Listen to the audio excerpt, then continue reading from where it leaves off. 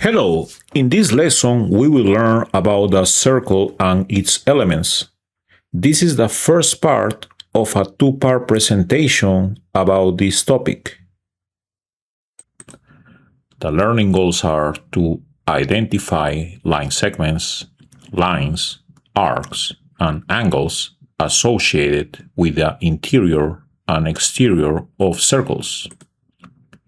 A circle is the set of all points that are the same distance away from a specific point called the center. As we can see in this animation, we have infinite points around the center, all of them at the same distance. The infinite points that are around the center are the circle. Line segments and lines related to the circle. Here we have a circle and its center. The first segment we will learn is the radius. The radius is a line segment from the center to any point on the circle. For example, that would be one radius. Again, there are infinite radii. Radii is the plural of radius. There are infinite radii in this circle, right? So if we take any of the infinite points on the circle and we draw a segment towards the center, that will be a radius. A chord is a line segment whose endpoints are on the circle. This is one of the infinite chords that we can draw on a circle. Every time we join 2 points on the circle with a segment, that will make a chord. The diameter is the longest chord that we can draw on the circle. Basically, it's a chord that passes through the center of the circle. And if you realize that length of the diameter will be twice the length of the radius, because it will be like 2 radii line up together. A secant is a line that intersects a circle in 2 points. Like this line here, we can see is touching the circle in 2 points. Basically, a secant is like a chord that continues on both directions. A tangent line is a line that intersects a circle in exactly 1 point. This will be an example of a tangent line, and this point right here is the point of tangency, which is where the line touches the circle. Now, let's practice to identify these elements. So first, a radius. Here we can see that we have AH as one radius in this figure, and also AF as another radius in this figure here. Now let's identify chords.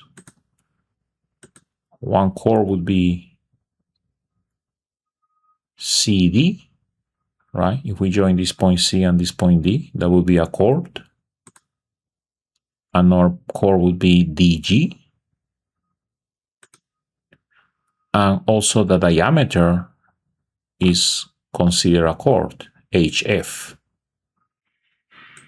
Now let's identify a tangent line. BJ would be a tangent line.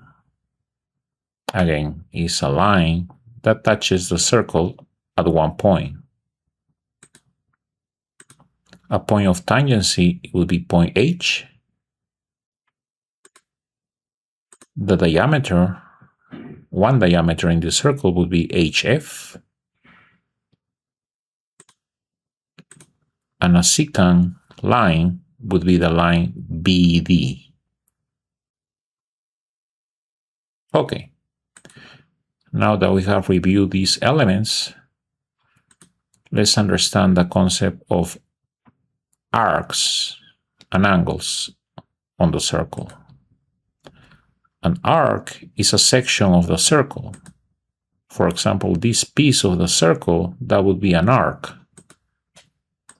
And we're going to label that with 2 points, like arc AB. As we see here, we use this symbol on top of the 2 letters to label the arc, to refer to this as arc AB.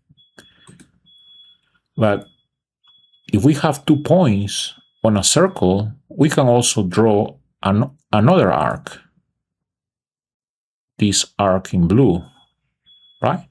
So how can we distinguish between AB being the red one or AB being the blue one? When an arc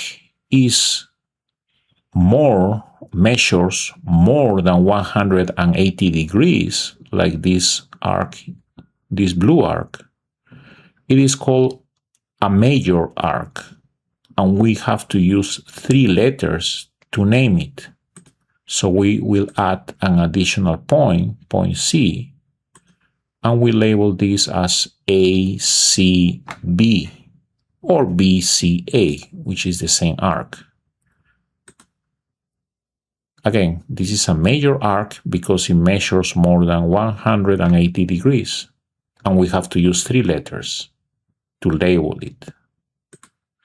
The minor arc is AB because it measures less than 180 degrees, and we use only 2 letters to label it. So here, AB is a minor arc. Okay, so every time we have 2 points and it's less than 180 degrees, we know that would be a minor arc. But if we have to label the major arc, we need to add an additional point.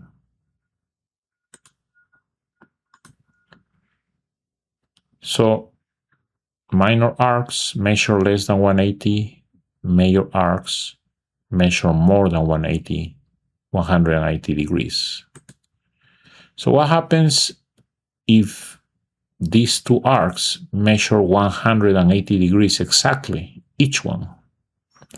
So if that's the situation, they are not called minor and major arcs anymore. They are called semicircles, which means half of the circle.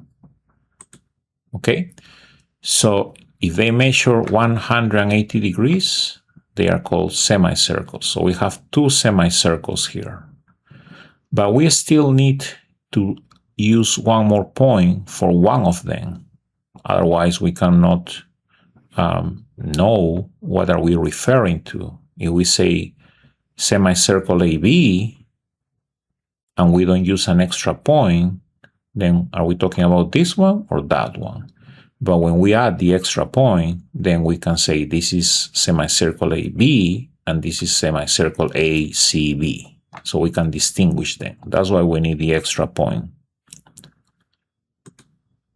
Okay. Now let's talk about a central angle. This is an important concept. The central angle is the angle formed by 2 radii. Again, radii is the plural of radius. And its vertex is at the center of the circle. So in this example here, we're going to create this angle AOB. This is a central angle because the center of the circle is the vertex of the angle. Okay? So AOB is a central angle. Again, it's because the center of the circle is the vertex of the angle.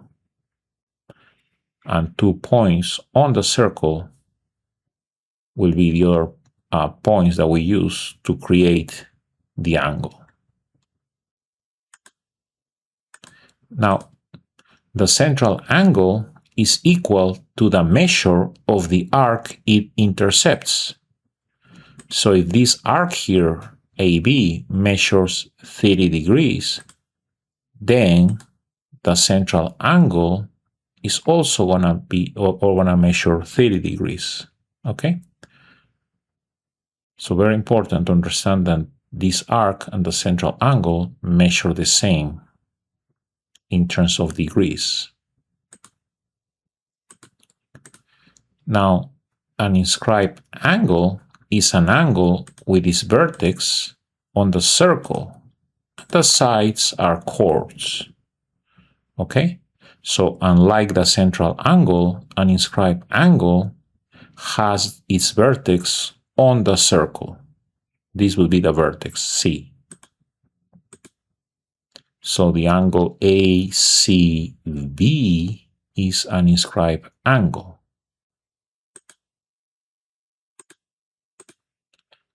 An inscribed angle measures half of the arc it intercepts.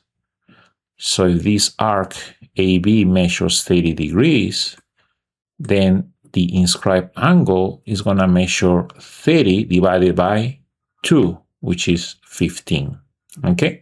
So very important that you remember that the inscribed angle measures half of the arc it intercepts. Okay, now let's talk about congruent arcs. Two arcs are congruent if their central angles are congruent and they are on the same circle or on congruent circles. Basically, they have the same angle, the same central angle, and the same length. Like, for example, here, we have a green arc and a red arc. Are they congruent? Well, both will have the same central angle, right? The reason why is because these angles here are called vertical angles. They are opposite to each other in this X, and they are congruent. Vertical angles are congruent. So they have the same central angle, and they are on the same circle. So yes, these two arcs, the green one and the red one, are congruent. How about these two arcs? Are the green and red arcs congruent? Their central angles are congruent because it's the same angle for both of them. But they are not on the same circle. The green arc is on this smaller circle, and the red arc is on this bigger circle. So they are going to have different lengths. So no, the arcs are not congruent. How about these two arcs, this green and this red one? Are they congruent? Well, their central angles are congruent because both measure 30 degrees. And they are on congruent circles because these two circles have the same radius. This one has 2 centimeters, this is 2 centimeters. So yes, the arcs are congruent. Again, they have the same central angle. So both will measure 30 degrees. And they have the same length because both are on the same, I should say, on congruent circles.